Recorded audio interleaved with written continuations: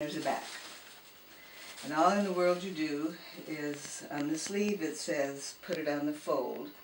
And I'll explain the reason for that. So I'll just pin this on here so you know how I get started. So this is a fold here. Oh, okay. And the reason, well, I'll explain the reason to you later.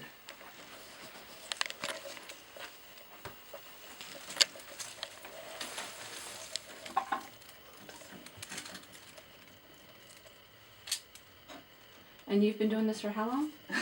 I have been doing this. See, my youngest son will be 50 next year. When he was 18, he was going off to college.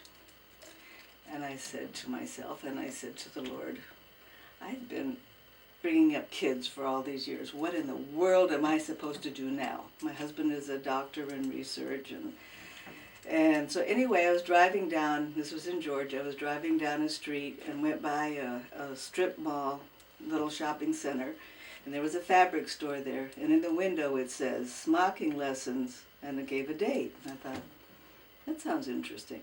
So okay, I went. I took the first lesson, and I was amazed. I mean, smocking looks difficult, and it really isn't. It's just a matter of building stitches on each other. So I took the first lesson and couldn't believe. I mean, what I thought looked so complicated was really so easy to do. So then they had an advanced class, and I went and took it, and from then I've been doing it. And I have a book there I was going to show you.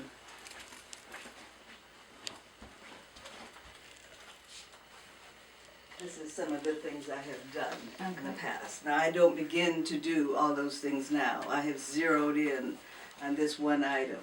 But these are things that I've done in the past. Okay. So you don't do the long-sleeved ones either anymore? Yeah, there's just not much call for them. Okay. And I've done boys' things, but most American fathers think They their wanna kids see that, look yeah. sissified, so I don't do that anymore. They're adorable though. So it's been over 30 years now. So it's been 30 years that I've been doing this.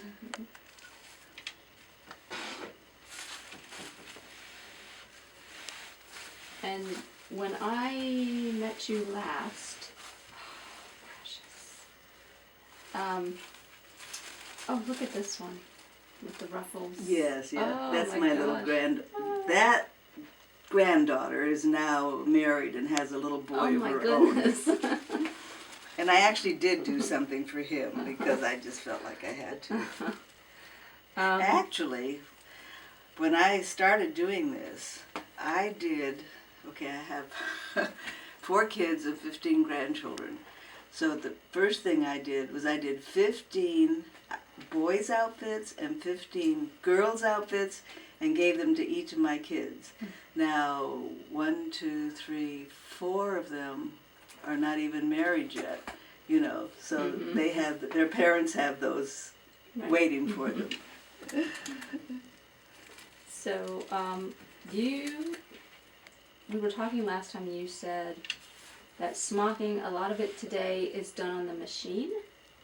Is that correct? The smocking that you find at these upscale stores, they're not done by hand. No, I don't know how they do them by machine, but there's not nearly the detail in them that there is in smocking. Yeah. I mean, they sell them for a huge price. Yeah, they do. And they're beautiful, but they're not hand smocking. So you do it the old-fashioned way. You know, the reason I did this is because these dresses really need to be lengthened, so I pin, you know, on either side, so I have all this space here that I can cut in half and add to each dress.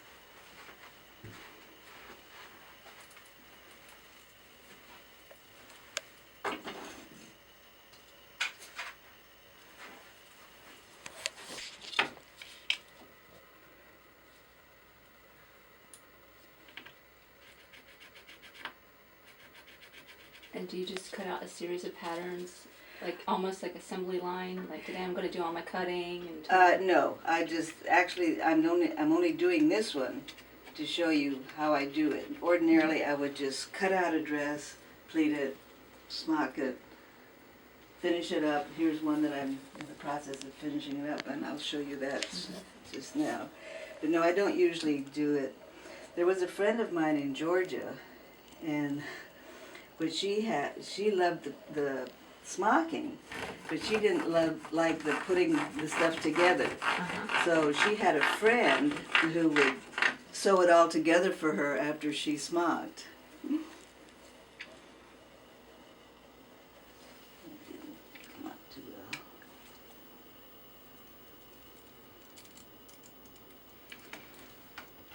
And about how long would you say it is from start to finish? You know, that is a little bit difficult to give you. I will show you in a minute, because it depends on the design you put in there. Mm-hmm. And I'll show you when I show you this other one over there. The only reason I'm going ahead and cutting this is because this will give you I'll show you how the pleater works, and that's one of the more interesting things.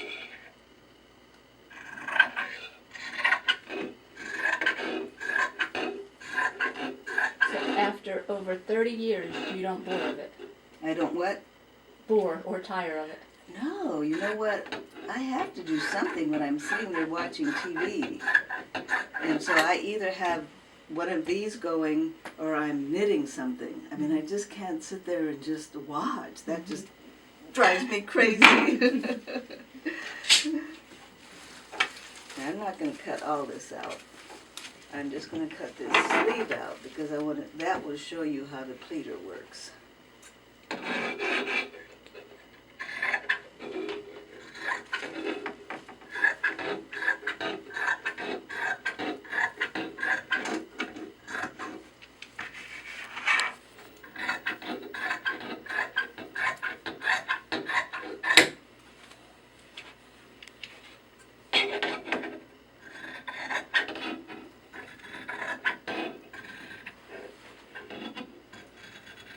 My mother was the first one that taught me just basic sewing way back when, but she didn't do anything like this.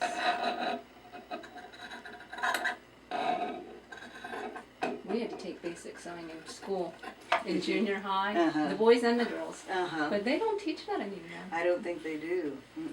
It's My really girls too don't even bad. know how to sew on a button.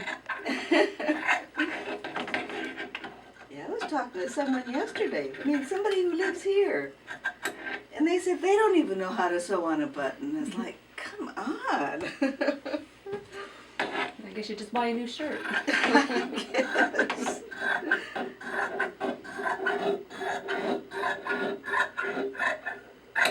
Okay, this is a sleeve. And I have to mark this because this shows that this side goes in the front. So I just make a little, so that means when I put it together, I have the front opened out, I'll pin, this to the front sleeve. Probably if you didn't, it wouldn't matter, but anyway, that's how they have it.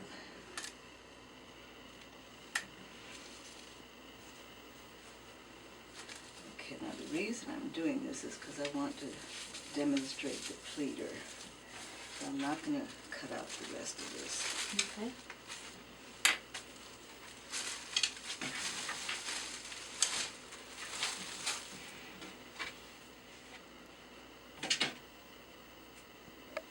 Open this up. And you have wrong side up. Took me a while to remember that, so I actually have it written on my, this is the pleater. Now, how old is that? It's as old as I've been smocking, so Wow. it actually comes, you would just buy this thing here. And a friend of mine in Georgia made this case and made it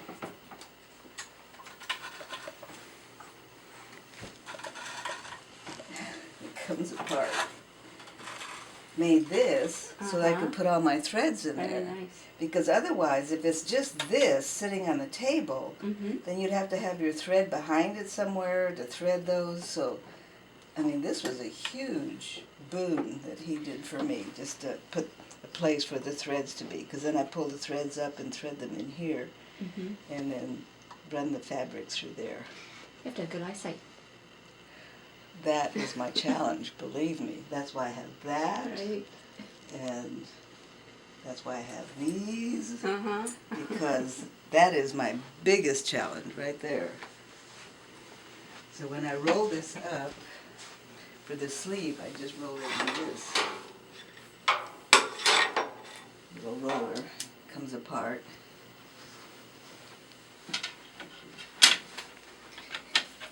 And I do it wrong side up, like I say. I forgot, and so right over here I have WSU, wrong side up. Have you ever taught this? Pardon? Have you ever taught classes on smocking?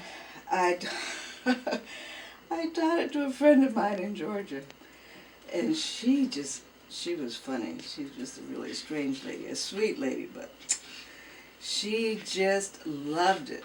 And she lived miles from me, because Atlanta's a big city. You know, you could live here and here, and it'd take you 45 minutes more to get there.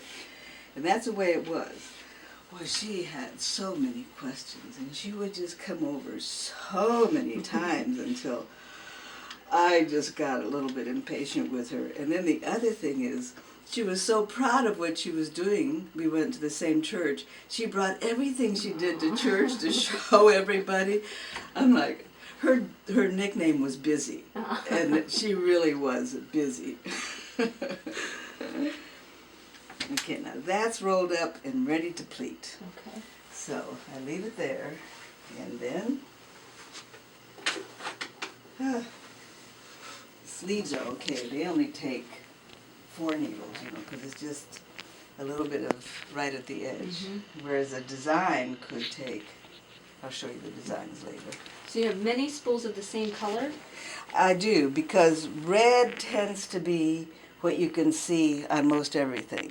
Now if I do a red thing, like I think I have some red fabric here. I think I have 2 pieces. I have this. And I wasn't thinking when I bought it, because when I do this, I'm going to have to just, I have a whole bag of black thread, and I'll just, for a one-time thing, set it behind there and thread it with the black thread and put it through. But I normally wouldn't even buy red because it's too hard. The first thing after you buy your fabric, by the way, is you bring it home and you wash it, get all the starch out of it. And then you have to iron it, each piece, before you even think about cutting it out.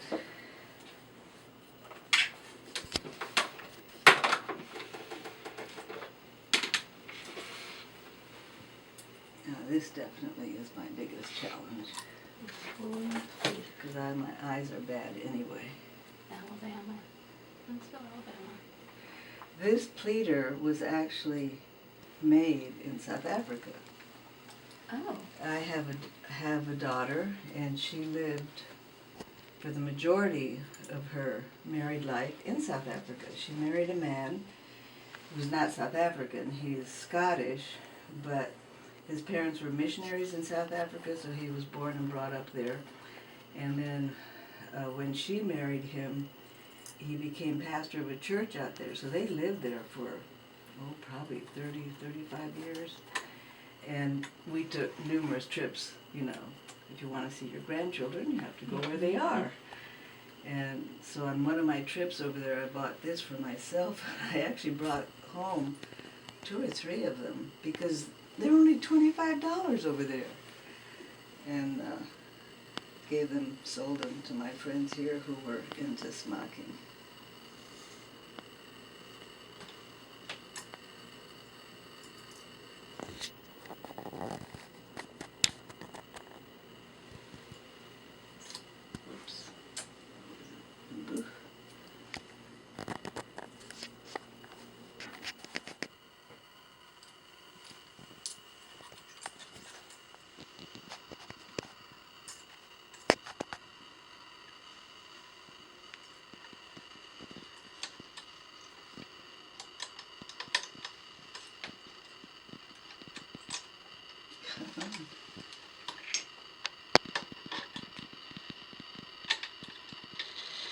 you buy soft fabric, because you'll see when I pull it through here, Mm-hmm. if it has any stiffness to it, it'll Mhm. break the needles. Mm.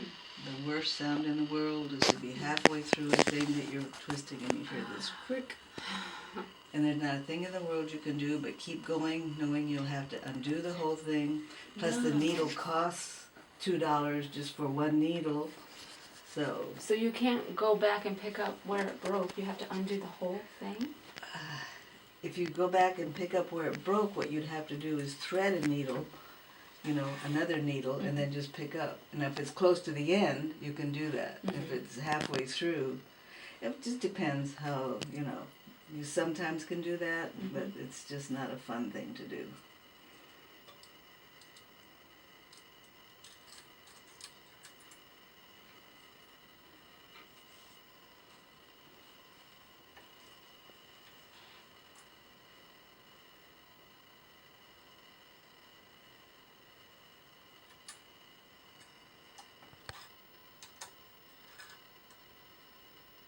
So this part takes a little bit of time and patience, but Well- there's really not too many, right? Well, it's not too many for this, not too many for the sleeve. Now, if you're doing a design, I'll show you later. The design could have 10 or 12. I mean, I could do the whole thing. So you can add as many needles as you, or are there? Yeah. I mean, I never usually do more than, let's see, 2, 4, 6, 8, 10. I would never do a pattern more than 10 because in a 18-month-old that would just be too much, But yeah, you could even add needles up here.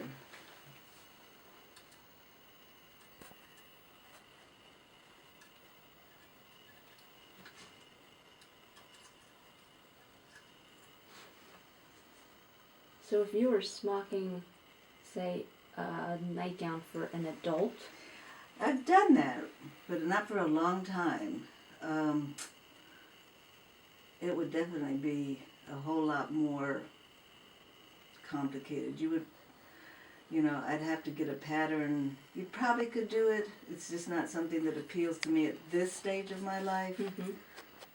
but would that same machine handle that much better? It would be about this much, It could do it.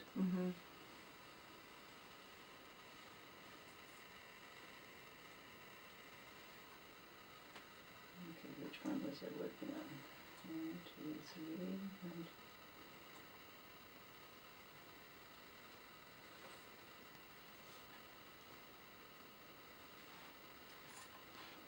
Yeah, I have done ladies' nightgowns. I think I did one for my daughter-in-law.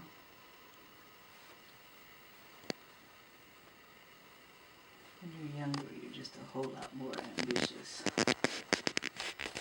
Is your daughter still in South Africa? No, they had 5 kids, and actually I have to show you a picture. One by one, the kids all came over here, to further their education or just to come to America, who knows. The kids were American citizens because my daughter is an American citizen. So they could come. So one by one, she had 3 boys and 2 girls. So the 3 boys all came over here, met and married girls over here, and started having families.